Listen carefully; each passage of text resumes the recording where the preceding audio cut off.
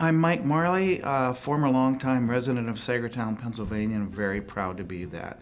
I'm going to talk about Saegertown's history with the railroads that have come through here. In February of 1961, I was 12 years old and in the 6th grade.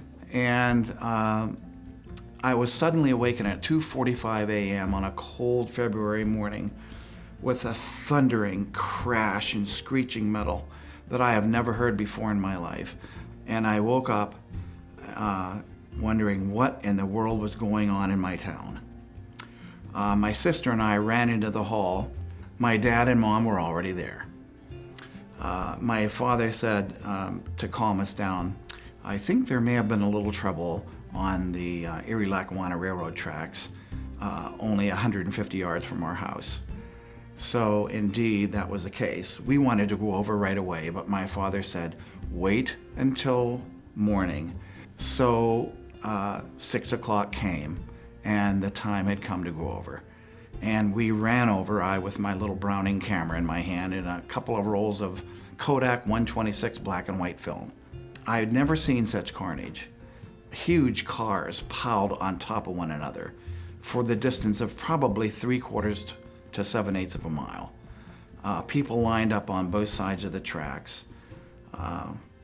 Debris, contents of the railroad tracks, coffee, candy, huge construction motors from New York had been being shipped southwest. And I saw boxes of Red Ball Jets tennis shoes everywhere. Later on, we were given permission to take those if we could find some pairs by the railroad officials at the scene. And we happily marched off with new Red Ball Jet tennis shoes from the great train wreck of 1961. Fortunately, no one was injured.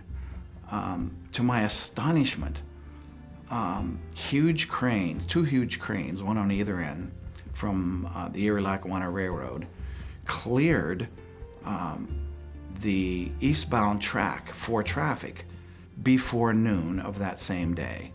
It was just amazing.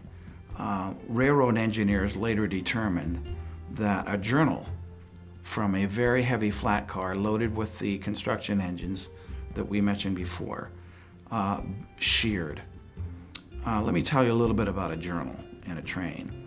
A journal is a huge rotational pin, 10 inches in diameter, probably 25 to 30 inches long in length, and would weigh in the neighborhood of 650 pounds. To shear one would be physically impossible. The mechanical engineers, investigative engineers from the railroad at the time, said they couldn't believe their eyes. That did cause the wreck. And if you know anything about journal pin, it's Martinized cast iron, which is horrendously strong.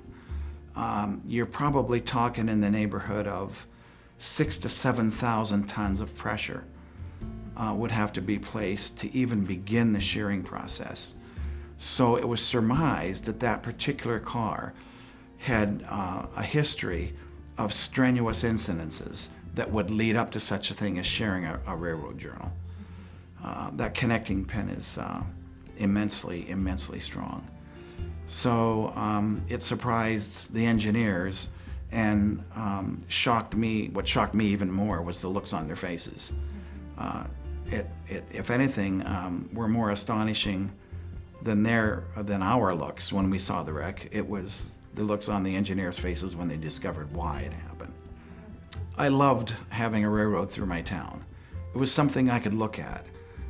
But the rhythmic sound of a large mile-long freight coming through town at night was an elixir, and it would put me to sleep with incredible ease, and something I appreciate even to this day, and wish we would have more of it.